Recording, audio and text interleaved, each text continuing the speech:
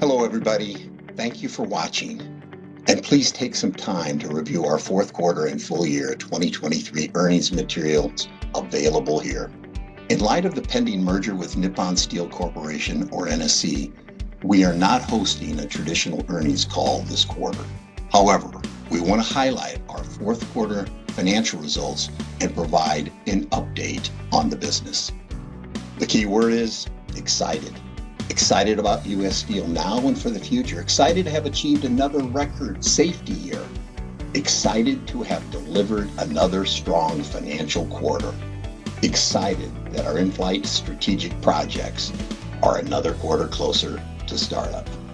And excited, of course, by the announcement of the terrific transaction with NSC.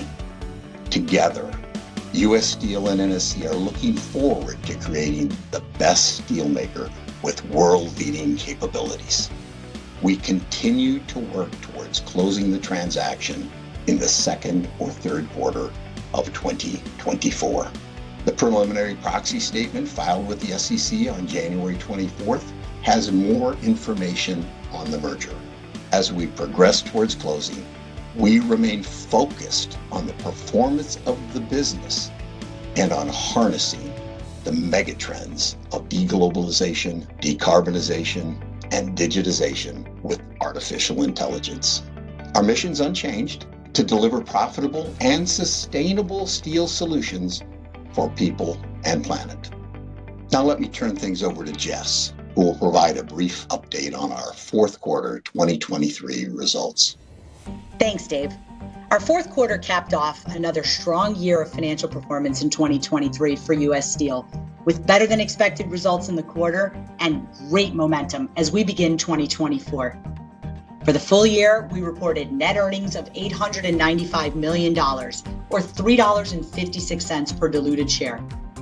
Fourth quarter adjusted net earnings were $167 million, or 67 cents per diluted share. Now, both EPS and adjusted EBITDA of $330 million benefited from better performance across our mini mill and tubular segments, as well as from favorable impacts of year-end adjustments in inventory in our North American flat-rolled segment. We kept our foot on the gas, continuing to support the on-time execution of our in-flight strategic projects, with $425 million of strategic CapEx spent in the fourth quarter. We expected our free cash flow would be negative at $244 million, as that strategic CapEx spending was offset by the $181 million of investable cash flow generated by the business. Our balance sheet, it remains strong as steel, as we ended the year with $5.2 billion of total liquidity, including $2.9 billion of cash. Our leverage at year-end remains super low at 2 times adjusted gross debt to EBITDA. Let's take a deeper dive into our operating segment results for the fourth quarter. Our flat-rolled segment delivered $128 million of EBITDA. As expected, lower steel prices resulted in sequentially lower EBITDA quarter over quarter. In December, we commissioned our direct reduced grade pellet investment at our Keetac mining operations on time and on budget. Now, this is another proof point of our continuing the successful execution of our strategy. I'll note that the flat-rolled segment EBITDA in Q4 includes about $10 million of startup costs related to the Keetac project. Our mini mill segment generated $74 million of EBITDA.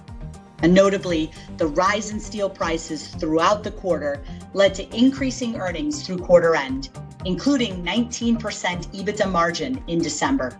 Included in those mini mill results are about $12 million of non-recurring anticipated startup costs for our in-flight projects at Big River. Adjusting for those expenses, EBITDA margins at our mini mill segment would have been a healthy 14% in Q4. Moving to our European business, we delivered $3 million of EBITDA during the quarter.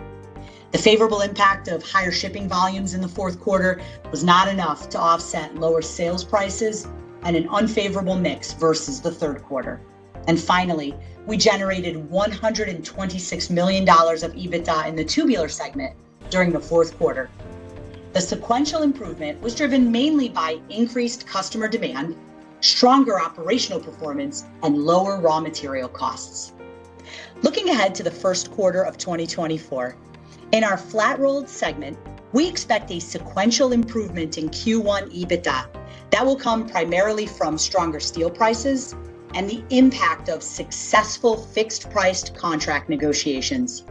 Now, this will be partially offset by the typical seasonal headwinds we see in Q1 from our mining operations in Minnesota.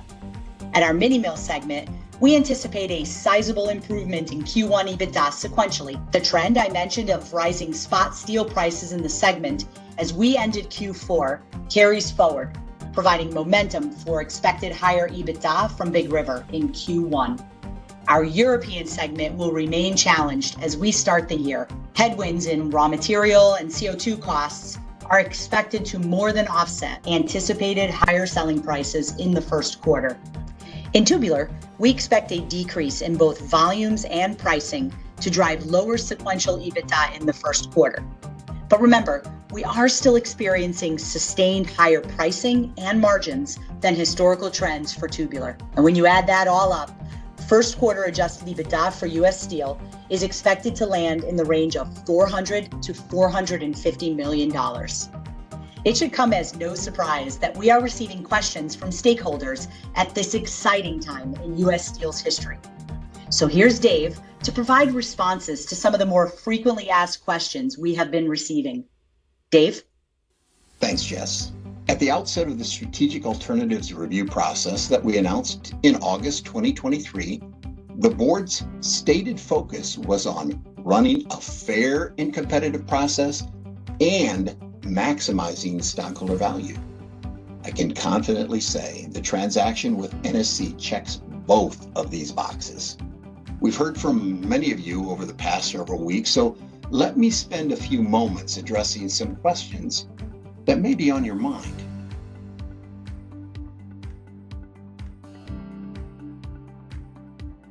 The merger with NSC was the best proposal received based on value, form of consideration, certainty of payment, certainty of closing, and other factors.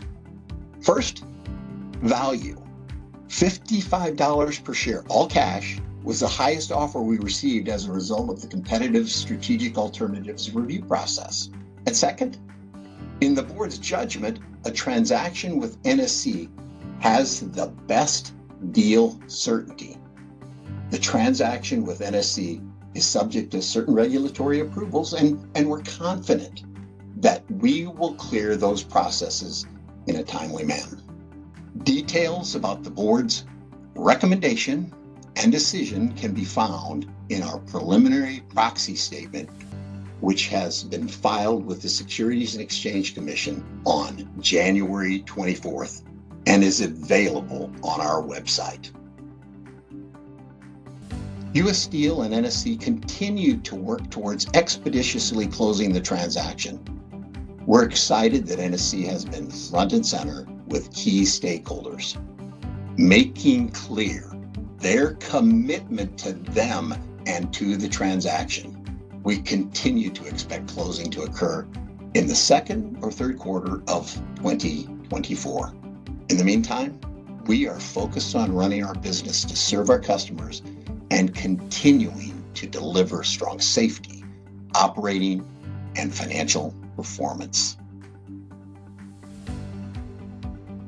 The transaction with NSC has benefits for all of our stakeholders. For employees, NSC has expressed their commitment to retaining and investing in our talent and to honoring all collective bargaining agreements.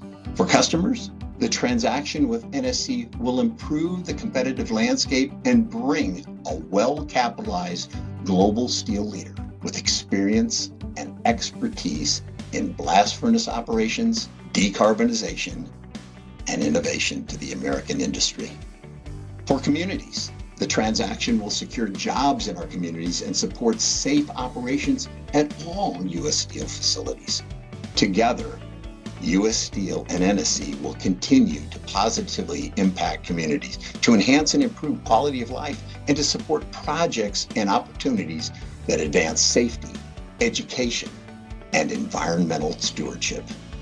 U.S. Steel will retain its name, continue to mine, melt, and make steel in the United States of America, and maintain its headquarters in Pittsburgh, which will retain 1,000 jobs in corporate, research, commercial, information technology, and other areas.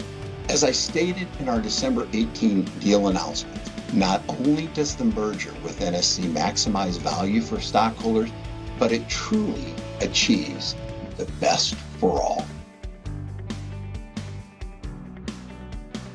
We are confident the transaction will close.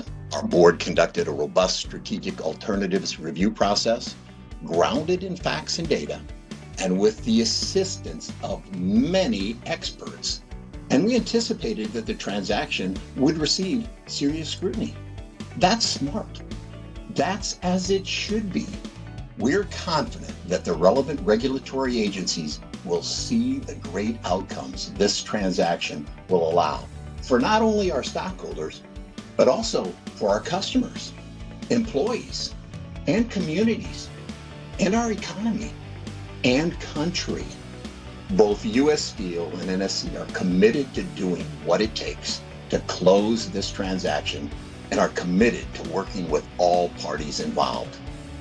No doubt, U.S. Steel will continue to mine, melt, and make the best steel in America today and after the transaction closing, while supporting jobs and maintaining its headquarters in Pittsburgh. Thanks for watching and for reviewing our earnings materials. We are truly excited about the future for U.S. Steel and are grateful for your support.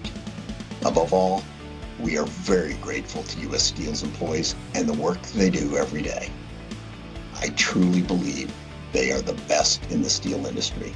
Their focus on safety and environmental excellence, their dedication to customer satisfaction, and their embodiment of our steel principles have brought us to where we are today.